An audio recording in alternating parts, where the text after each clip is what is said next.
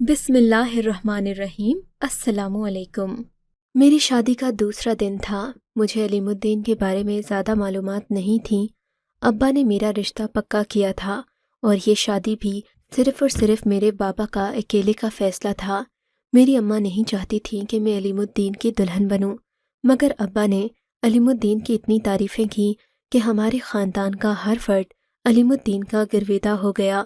علیم الدین نے بتایا تھا کہ وہ ایک پیش امام ہیں، مسجد میں امامت کرواتے ہیں اور نماز روزے کے پابند ہیں۔ یہی چیز میرے بابا کو اچھی لگتی تھی، پر آج میں صبح اٹھی تو علیم الدین سو رہے تھے۔ مجھے بڑی حیرت ہوئی کہ پیش امام ہو کر وہ ساری رات کیسے سو سکتے ہیں، جبکہ امام کو چاہیے وہ سب سویرے جا کر مسجد میں اذان دے اور اپنے فرض کی ادائیگی کرے، مگر علیم الدین نماز کے پابند نہیں نکلے۔ صبح وہ کافی دیر سے اٹھے تو میں نے شکوہ کر ڈالا، علیم الدین آپ نے آج نماز نہیں ادا کی، بری بات ہے، تم میری ماں مت بنو۔ علیم الدین نے انتہائی منہ پھٹ لہجے میں کہا تو میں اس کا منہ دیکھتی رہ گئی، یہ آپ کیسے بات کر رہے ہیں مجھ سے؟ شادی کے پہلے ہی دن ہماری لڑائی ہو گئی۔ میں علیم الدین سے اس بات پر خفا تھی، جبکہ وہ اس چیز پر غصہ کر رہے تھے کہ میں ان سے پوچھنے والی ہوتی کون ہوں۔ خیر میں نے اس بات کو نظر انداز کیا۔ ظہر کی نماز پڑھنے وہ مسجد چلے گئے۔ مجھے خوشی ہوئی اور افسوس بھی کہ میں نے خواہ علیم الدین پر شک کیا۔ اب وہ تقریباً سبھی نمازیں مسجد میں پڑھتے۔ رات کو وہ آتے تو تھکے ہارے ہوتے، کہتے کہ مسجد میں محفل ہوتی ہے، میں بہت تھک جاتا ہوں۔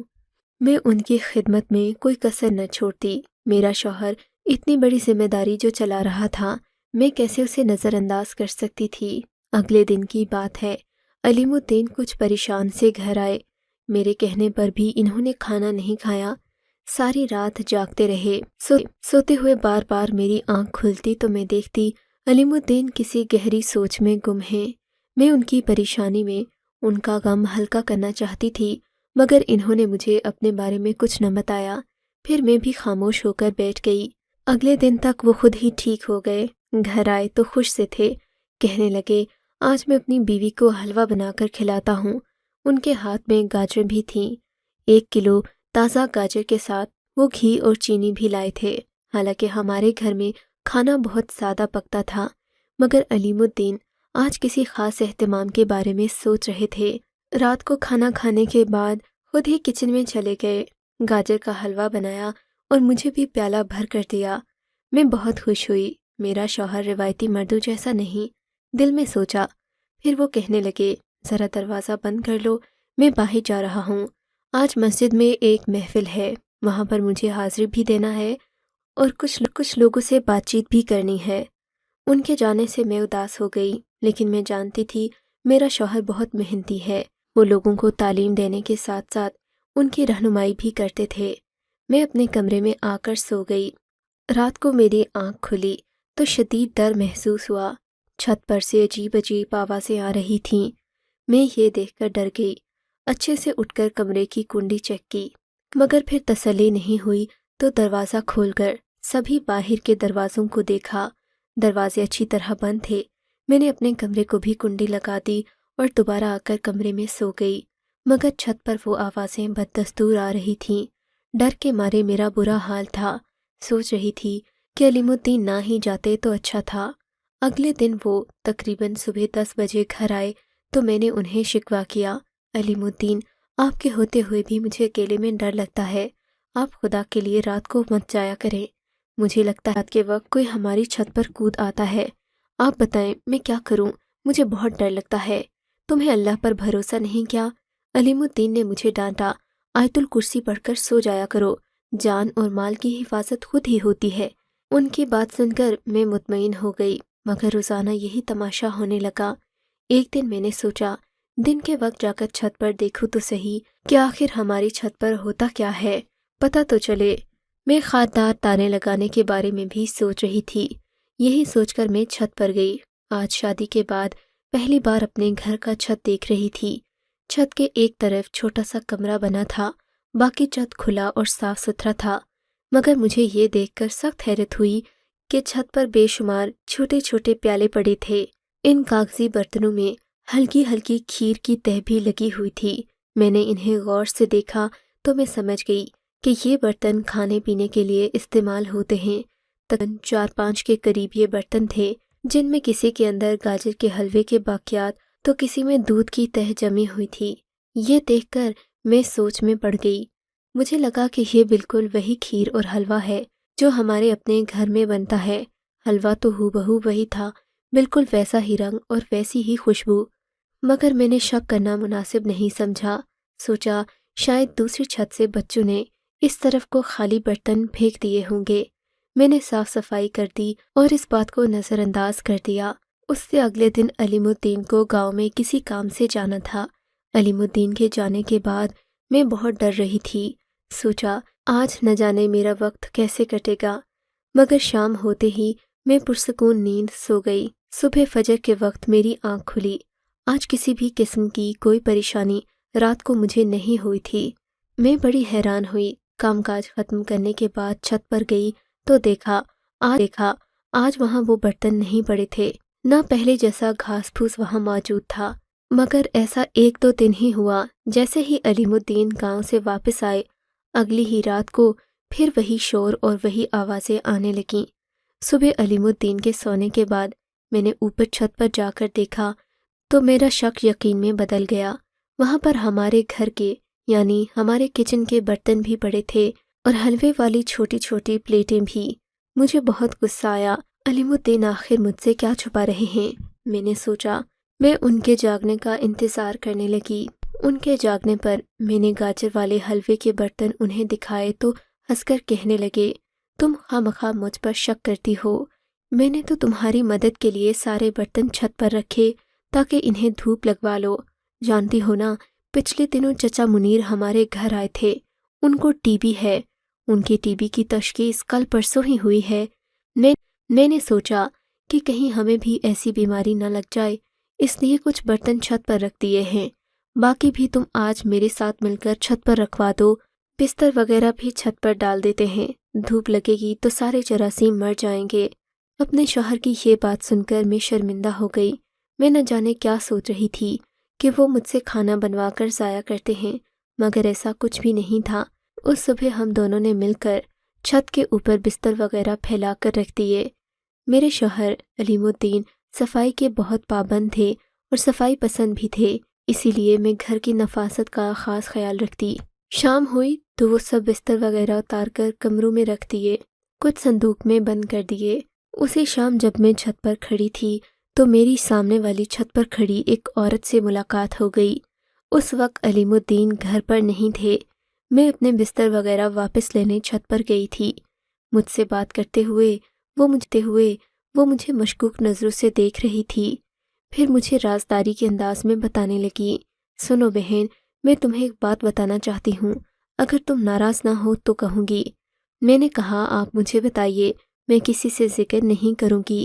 تب وہ کہنے لگی، تمہاری چھت پر ہر روز تمہارا شوہر 2-3 لوگوں کو لے کر آتا ہے۔ اب وہ لوگ کون ہیں، عورتیں ہیں یا مرد، میں اس بارے میں نہیں جانتی، مگر ان کی آوازیں باریک اور سریلی ہوتی ہیں۔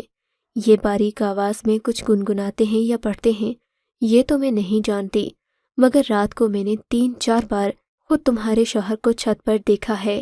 یہ ان لوگوں کی بہت سیوا کرتا ہے، نہ جانے یہ کون لوگ ہیں جن کے لیے یہ پوری رات جاگتا ہے۔ نہ جانے تم کہاں ہوتی ہو، اپنے شوہر پر نظر رکھا کرو، کچھ بھی ہو سکتا ہے۔ ایسے کاموں میں پڑنے کے بعد مشکلات تمہارے لیے بھی پیدا ہو سکتی ہیں۔ عورت کی بات میں جانتی تھی کہ وہ یوں ہی بے پرکی اڑا رہی ہے، مگر بات کوئی بھی ہو، کیسی بھی ہو، اس کے پیچھے کوئی نہ کوئی وجہ یا کوئی نہ کوئی کہانی ضرور ہوتی ہے۔ میں نے بھی دل میں تہیہ کر لیا کہ اپنے شوہر پر نظر رکھوں گی، مگر انہیں شک نہیں ہونے دوں گی۔ اب میں علیم الدین کی نگرانی کرنے لگی، مگر وہ بھی کچھ محتاط سے ہو گئے تھے۔ رات کو انہوں نے گھر سے نکلنا بند کر دیا، مجھ سے بات بات پر اظہار محبت کرتے اور کہتے کہ میں تمہیں چاہنے لگا ہوں، تمہارے بنا نہیں رہ سکتا، کچھ بھی ہو جائے تم مجھے چھوڑ کر نہیں جانا۔ میں اپنے شوہر کی بات سن کر کافی پریشان ہوتی کہ وہ آج کل مجھ سے ایسی باتیں کیوں کرنے لگے ہیں، حالانکہ میں نے کبھی بھی ان سے کوئی فرمائش نہیں کی تھی، نہ ہی گھر سے جانے کی کوئی دھمکی دی تھی۔ میں تو خوشی خوشی ان کے ساتھ رہ رہی تھی۔ علیم الدین کے اس محبت بھرے رویے کی وجہ سے ہم دونوں میں محبت بڑھنے لگی۔ میں نے ان پر شک کرنا چھوڑ دیا، وہ بھی راتوں کو گھر پر ہی رہنے لگے۔ اب سب کچھ صحیح چل رہا تھا۔ ایک دن میرے سونے کے تھوڑی دیر بعد مجھے لگا جیسے علیم الدین کمرے سے باہر جا رہے ہوں۔ میں نے سوچا مجھے شک نہیں کرنا چاہیے، سو میں اپنی جگہ پر خاموش لیٹی رہی، مگر کافی دیر کے بعد بھی جب وہ کمرے میں نہ آئے تو میں نے اٹھ کر باہر دیکھا، وہ کہیں نظر نہ آ رہے تھے۔ مجھے اچانک خیال آیا کہ چھت پر جا کر دیکھوں۔ ویسے تو چھت پر جانے کی میری ہمت نہ ہوتی تھی کہ رات کا اندھیرا بہت خوفناک ہوتا، لیکن جیسے ہی چھت چڑھ کر اوپر جانے لگی تو وہی آوازیں میرے کانوں میں پڑیں جو آج سے 1 ہفتہ پہلے میں نے رات کو سوتے ہوئے سنی تھیں۔ مجھے ڈر کے مارے پسینہ آ گیا۔ واپس پلٹنے سے پہلے ایک بار میں نے پیچھے مڑ کر دیکھا تو علیم الدین مجھے 2 نوجوانوں کے درمیان بیٹھے نظر آئے۔ ان کے آس پاس چھوٹے چھوٹے لڑکے بیٹھے تھے جن کی عمریں 16 سے 20 سال کے درمیان ہوں گی۔ علیم الدین ان کے درمیان بیٹھے اپنے سر کو دائیں سے بائیں جانب گھماتے تو مجھے کسی دیوانے سے معلوم ہوتے۔ میں نے سوچا اس وقت ان کے دوستوں کے سامنے جانا مناسب بات نہیں۔ میں تیزی سے سیڑھیاں اتر کر نیچے آ گئی، مگر مجھے کچھ بھی سمجھ نہ آ رہا تھا کہ آخر میرے شوہر کو یہ نفسیاتی عارضہ کب سے ہے۔ میں نے کسی کو بھی بتانے سے پہلے اپنے بابا سے بات کرنے کا سوچا۔ انہیں فون کیا اور ساری صورتحال سے آگاہ کیا۔ بابا کہنے لگے اس وقت تم فون پر مجھ سے بات نہ کرو، ایسا نہ ہو کہ اسے خبر ہو جائے، کل تم میکے آؤ، ہم مل کر اس کا حل نکالتے ہیں۔ اگلے دن میں نے علیم الدین سے کہا کہ آپ مجھے میکے چھوڑ آئیے، میرے والد صاحب میرا انتظار کر رہے ہیں، انہیں میری ضرورت ہے۔ علیم الدین خوشی خوشی مجھے میکے چھوڑ کر آ گئے۔ والد صاحب کو میں نے تفصیل میں علیم بات سے آگاہ کیا، تب وہ سر پکڑ کر بیٹھ گئے، بولے کاش کہ میں اس لڑکے کے بارے میں پہلے تحقیق کر لیتا۔ مجھے 1-2 اور لوگوں نے بھی علیم الدین کے بارے میں مشکوک معلومات بتائی ہیں، مگر اب کیا کروں بیٹی، مجھے معاف کر دو، غلطی ہو گئی ہے مجھ سے۔ آج چل کر ہی میں دیکھوں گا کہ علیم الدین آخر ایسا کیوں کرتا ہے۔ شام ہونے سے پہلے ہی میں نے علیم الدین کو کال کی اور کہا آ کر مجھے لے جائیں، میں اپنے گھر واپس آنا چاہتی ہوں، بابا کی طبیعت اب ٹھیک ہے، مجھے اپنے گھر نہیں رکنا۔ علیم الدین میری بات پر زیادہ خوش نہیں ہوئے، آ کر مجھے میکے سے لے گئے۔ گھر جا کر میں نے ان سے کوئی خاص بات نہیں کی۔ میرا رویہ ان کے ساتھ پہلے جیسا ہی رہا۔ میرے پلان کے مطابق والد صاحب نے شام کے 7-8 بجے ہمارے گھر آنا تھا، مگر علیم الدین آج کچھ زیادہ ہی ایکٹیو لگ رہے تھے۔ ان کی باتوں سے لگ رہا تھا وہ نہیں چاہتے تھے کہ میں زیادہ دیر تک جاگوں۔ میں نے بھی بابا کو فون کر کے تھوڑا لیٹ آنے کا کہا اور خود بھی سو گئی۔ میں نے علیم الدین کے کمرے سے باہر جانے کے بعد ابا جان کو فون کیا، انہیں کہا کہ اب آپ گھر آ جائیں، علیم الدین چھت پر چلے گئے ہیں۔ بابا جان میرے فون کے ہی منتظر تھے۔ تھوڑی دیر کے بعد وہ ہمارے گھر کے سامنے کھڑے تھے۔ میں نے انہیں دروازہ کھول کر اندر بلا لیا۔ انہوں نے علیم الدین کے بارے میں مجھ سے اور بھی پوچھ گچھ کی اور پھر دبے قدموں چھت پر چلے گئے۔ ان کے جانے کے بعد میں بھی ان کے پیچھے پیچھے گئی۔ چھت سے تیز آوازیں آ رہی تھیں۔ والد صاحب بھی اونچی آواز میں علیم الدین سے پوچھ تاچھ کر رہے تھے اور علیم الدین اپنی طرف سے جواب دینے کی کوشش کر رہا تھا۔ پھر والد غصے میں بپھرے ہوئے میرے کمرے میں آئے اور مجھ سے کہنے لگے اس خبیث کے ساتھ رہنے کی کوئی ضرورت نہیں، میرے ساتھ گھر چلو، میں ابھی اور اسی وقت تمہیں لے جاؤں گا۔ مگر گھر جانے سے منع کر دیا۔ میں بہت مجبور تھی کہ اپنے باپ کا حکم مانوں یا اپنے شوہر کا، میری سمجھ میں نہیں آ رہا تھا۔ تب والد صاحب غصے میں بپھرے گھر سے نکل گئے۔ ان کے جانے کے بعد میں پھوٹ پھوٹ کر روتی۔ وہ جان گئے تھے کہ میں ان کے ساتھ نہیں جانا چاہتی، مگر اب علیم الدین کے غصے کا شکار بھی میں ہوئی تھی۔ ان کے جانے کے بعد علیم الدین مجھ پر برس پڑے، کہنے لگے تم نہیں اپنے باپ کو گھر بلایا ہے، تم نہیں چاہتی کہ میں کوئی کام کروں، میں اچھی طرح جانتا ہوں کہ تم نے میرے ساتھ کتنی بڑی چالاکی کرنے کی کوشش کی ہے۔ علیم الدین کی باتوں نے مجھے آدھ منہا کر کے رکھ دیا۔ میں نے سوچا میں والد کے گھر ہی چلی جاؤں، کم از کم اس شخص کے طعنے سننے سے تو بہتر ہے کہ اپنے باپ کی ڈانٹ سہ لوں۔ میں بابا کے گھر چلی گئی، وہ بھی مجھے دیکھ کر رو پڑے۔ میں نے کہا بابا آپ کچھ تو بتائیے، علیم الدین نے آخر ایسا کیا کیا کہ آپ نے مجھے گھر جانے کو کہا تھا؟ اس وقت میں نہیں آ سکتی تھی۔ علیم الدین غصے میں تھے۔